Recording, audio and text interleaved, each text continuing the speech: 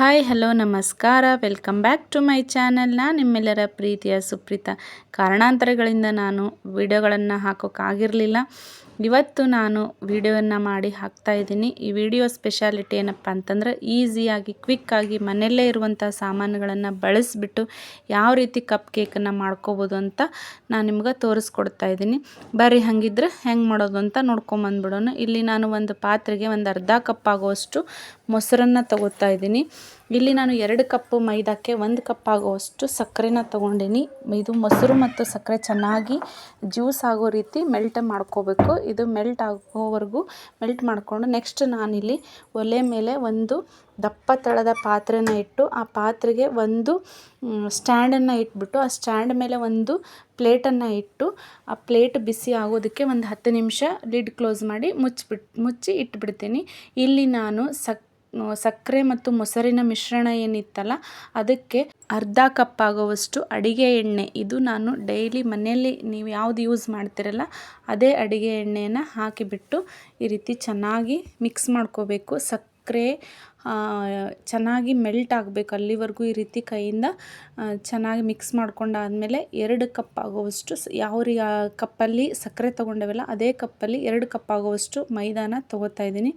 ನೋಡಿ ಈ ರೀತಿ ಮೈದಾ ತೊಗೊಂಡಾದಮೇಲೆ ಇದನ್ನು ಒಂದೇ ಸೈಡಲ್ಲಿ ಅಂದರೆ ರೌಂಡ್ ಆಕಾರದಲ್ಲೇ ಈ ರೀತಿ ಮಿಕ್ಸ್ ಮಾಡ್ಕೋಬೇಕು. 2 ಸೈಡ್ ಹಿಟ್ಟನ್ನು ತಿರುಗಿಸ್ಬಾರ್ದು, ಒಂದೇ ಸೈಡಲ್ಲಿ ಈ ರೀತಿ ತಿರುಗಿಸ್ಬಿಟ್ಟು ಚೆನ್ನಾಗಿ ಕಲಿಸ್ಕೊಂಡಾದಮೇಲೆ ಇದಕ್ಕೆ ನಾನು ಬ್ಯಾಟರ್ ಯಾವ ಹದಕ್ಕೆ ಬೇಕಲ್ಲ ನನಗೆ ಆ ಹದಕ್ಕೆ ಆಗೋವರೆಗೂ ನಾನು ಹಾಲನ್ನು ಹಾಕ್ಕೋತಿದ್ದೀನಿ.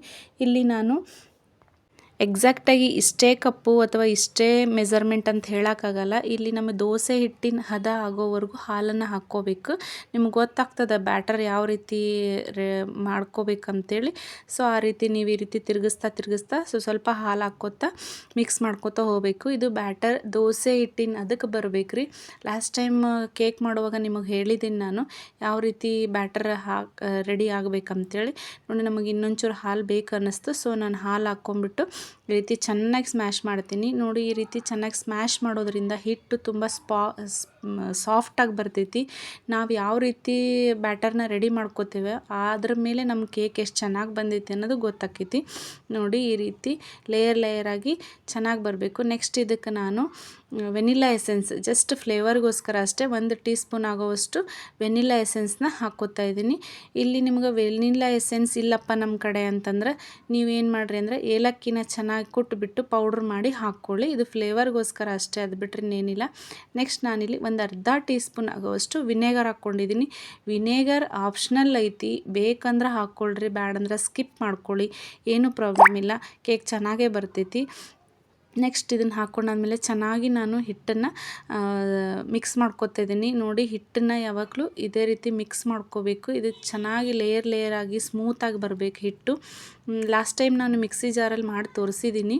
ಇದಕ್ಕೆ ನಾನು ಒಂದು ಅರ್ಧ ಟೀ ಸ್ಪೂನ್ ಆಗೋವಷ್ಟು ಬೇಕಿಂಗ್ ಸೋಡಾ ಅಲ್ಲ ಬೇಕಿಂಗ್ ಪೌಡರ್ನ ಹಾಕಿಬಿಟ್ಟು ಈ ರೀತಿ ಜರಡಿ ಮಾಡಿಕೊಂಡು ಹಾಕ್ಕೋತಾ ಇದ್ದೀನಿ. ಜರಡಿ ಮಾಡ್ಕೊಂಡು ಹಾಕ್ಕೊಡೋದ್ರಿಂದ ಅದರಲ್ಲಿ ಸಣ್ಣ ಗಂಟುಗಳು ಏನಾದರೂ ಇದ್ದರೆ ಹೊಕ್ಕವಂಥದ್ದು ಅಷ್ಟೇ, ಅದನ್ನು ಬಿಟ್ಟರೆ ಏನಿಲ್ಲ. ಈ ರೀತಿ ಜರಡಿ ಮಾಡಿಕೊಂಡು ಬೇಕಿಂಗ್ ಪೌಡರ್ನ ಹಾಕ್ಕೊಳ್ಳಿ. ಬೇಕಿಂಗ್ ಪೌಡರ್ನ ಹಾಕ್ಕೊಂಡಾದ್ಮೇಲೆ ಈ ರೀತಿ ಚೆನ್ನಾಗಿ ಮಿಕ್ಸ್ ಮಾಡ್ಕೊಳ್ಳಿ. ಲಾಸ್ಟ್ ಟೈಮ್ ನಾನು ಮಿಕ್ಸಿ ಜಾರಲ್ಲಿ ಕೂಡ ಮಾಡಿ ತೋರಿಸಿದ್ದೀನಿ, ಅದಕ್ಕೋಸ್ಕರ ಈ ಸರಿ ಕೈಯಲ್ಲಿ ಮಾಡ್ತಾ ಇದ್ದೀನಿ ಅಷ್ಟೇ. ಮಿಕ್ಸಿ ಜಾರ್ದು ನಿಮ್ಗೆ ಆಗಲೇ ಐಡಿಯಾ ಐತಿ ಅಂತ ಹೇಳ್ಬಿಟ್ಟು ಈ ರೀತಿ ನಾನು ಬೌಲುಗಳಿಗೆ ಆಲ್ರೆಡಿ ಎಣ್ಣೆ ಮತ್ತು ಮೈದಾದ ಸ್ಪ್ರೆಡ್ ಮಾಡಿ ಇಟ್ಕೊಂಡಿದ್ದೀನಿ. ಇಲ್ಲಿ ತೋರಿಸ್ತಾ ಇದ್ದೀನಿ ನಿಮಗೆ ಒಂದು ಕಪ್ಪಿಗೆ ಅಷ್ಟೇ, ಜಸ್ಟ್ ಡೆಮೋಗೋಸ್ಕರ ಅಷ್ಟೇ. ನೋಡಿ ಈ ರೀತಿ ಮಾಡಿಕೊಂಡು ಲಾಸ್ಟ್ ಟೈಮ್ ಕೇಕ್ ಮಾಡೋ ಮುಂದೆ ನಿಮಗೆ ತೋರಿಸಿದ್ನಲ್ಲ, ಬಟರ್ ಪೇಪರ್ ಇಲ್ಲದೆ ಇರೋರು ಈ ರೀತಿ ಮಾಡ್ಕೊಳ್ಳಿ. ಕೇಕ್ ತಳಕ್ಕೆ ಹತ್ತ ಚೆನ್ನಾಗಿ ಬರ್ತೈತಿ. ನೋಡಿ ನಾನು ಈ ರೀತಿ ಎಲ್ಲ ಬೌಲುಗಳಿಗೆ ಬ್ಯಾಟರ್ನ ಹಾಕ್ಕೊಂಡು ರೆಡಿ ಮಾಡ್ಕೊಂಡು ಇಟ್ಕೊಂಡೀನಿ. ಹಾಕ್ಕೊಂಡಾದಮೇಲೆ ಈ ರೀತಿ ನೆಲಕ್ಕೆ ಇದನ್ನು 4-5 ಸರಿ ಟ್ಯಾಪ್ ಮಾಡಬೇಕು. ಟ್ಯಾಪ್ ಮಾಡೋದ್ರಿಂದ ಅಂದರೆ ಬಡಿಬೇಕು ರೀ, ಹಿಂಗೆ ಟ್ಯಾಪ್ ಮಾಡೋದ್ರಿಂದ ಇದರಲ್ಲಿ ಏನಾದರೂ ಏರ್ ಬಬಲ್ಸ್ ಇದ್ರೆ ಹೊಕ್ಕವು, ಕೇಕು ಚೆನ್ನಾಗಿ ಬರ್ತೈತಿ.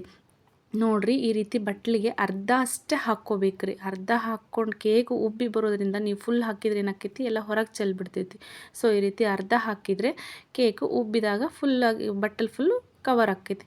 ನೋಡಿರಿ ಈಗ ಪ್ಲೇಟ್ ಕಾದೈತಿ, ಉಗಿ ಬರತೈತಿ. ಸೊ ಇದಕ್ಕೆ ನಾನು ಏನು ಮಾಡೀನಿ ಅಂದ್ರೆ ನಾನು ಬ್ಯಾಟರ್ ಹಾಕ್ಕೊಂಡು ಇಟ್ಕೊಂಡಿದ್ನೆಲ್ಲ ಬೌಲ್ಗಳು ಅವನ್ನೆಲ್ಲ ಈ ರೀತಿ ಇಟ್ಬಿಟ್ಟು ಲಿಡ್ ಕ್ಲೋಸ್ ಮಾಡಿ ಒಂದು 30ರಿಂದ 35 ನಿಮಿಷ ಸಣ್ಣ ಉರಿಯಲ್ಲಿ ಬೇಯಲಿಕ್ಕೆ ಇಟ್ಬಿಡ್ತೀನಿ. ನೆಕ್ಸ್ಟ್ ನಾನು ಇದನ್ನು ಇನ್ನೊಂದು ಪ್ರೋಸೆಸ್ಸಲ್ಲೂ ನಿಮಗೆ ಮಾಡಿ ತೋರಿಸ್ತೀನಿ. ಹೆಂಗಪ್ಪ ಅಂತಂತಂದ್ರೆ ಲಾಸ್ಟ್ ಟೈಮ್ ಏನು ಕುಕ್ಕರಲ್ಲಿ ಉಪ್ಪು ಹಾಕಿ ಮಾಡಿದ್ನಲ್ಲ, ಈ ರೀತಿ ನಾನು ದಪ್ಪ ತಳ ಇರುವಂಥ ತವ ತೊಗೊಂಡೀನಿ. ಆ ತವದಲ್ಲಿ ಉಪ್ಪು ಹಾಕಿದ್ದೀನಿ. ಸ್ವಲ್ಪ ಉಪ್ಪು ಹಾಕಿ ಅದು ಉಪ್ಪು ಸ್ವಲ್ಪ ಕಾದಾದಮೇಲೆ ನೆಕ್ಸ್ಟ್ ಅದಕ್ಕೆ ನಾನು ಏನು ಶಿಫ್ಟ್ ಮಾಡಿ ಇಟ್ಕೊಂಡಿದ್ನಲ್ಲ ಬೌಲ್ಗಳು, ಆ ಬೌಲನ್ನು ಇಟ್ಬಿಟ್ಟು ಈ ರೀತಿ ಎಲ್ಲೂ ಗಾಳಿ ಹೋಗದೇ ಇರೋ ಥರ ಪ್ಲೇಟನ್ನು ಮುಚ್ಚಿಬಿಟ್ಟು ಬಿಟ್ಬಿಡ್ತೀನಿ. ಇದನ್ನು ಕೂಡ 30ರಿಂದ 35 ನಿಮಿಷ ಬೇಯೋದಕ್ಕೆ ಇಟ್ಬಿಡ್ತೀನಿ. ಈ ರೀತಿ 35 ನಿಮಿಷ ಆದಮೇಲೆ ನೆಕ್ಸ್ಟ್ ಇದನ್ನು ನಾವು ತೆಗೆದು ನೋಡೋಣ ಯಾವ ರೀತಿ ಬಂದಿದೆ ಅಂತೇಳಿ. ಎರಡೂ ಕೂಡ ಚೆನ್ನಾಗಿ ಬರ್ತಾವೆ. ನಿಮಗೆ ಯಾವುದು ಈಸಿ ಆಕೈತೆ ಅದರೊಳಗೆ ನೀವು ಮಾಡ್ಕೋಬೋದು.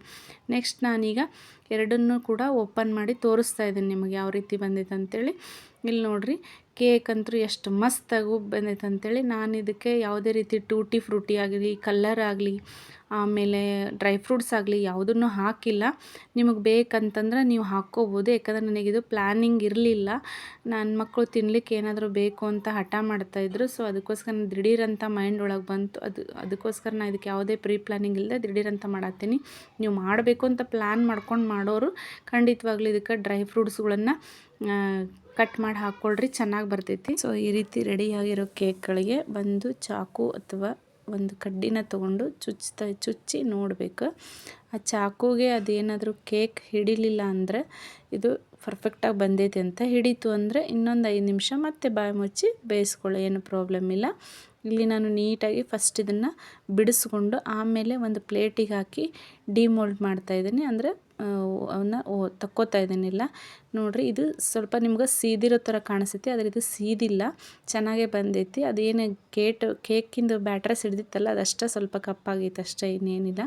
ನೋಡಿರಿ, ನಿಮಗೊಂಚೂರು ಹಿಡಿದ ಎಷ್ಟು ಚೆಂದಾಗಿ ಕೇಕು ಬಂದೈತೆ ಅಂತೇಳಿ. ಭಾಳ ಅಂದ್ರೆ ಭಾಳ ಮಸ್ತ್ ಆಕೈತಿ.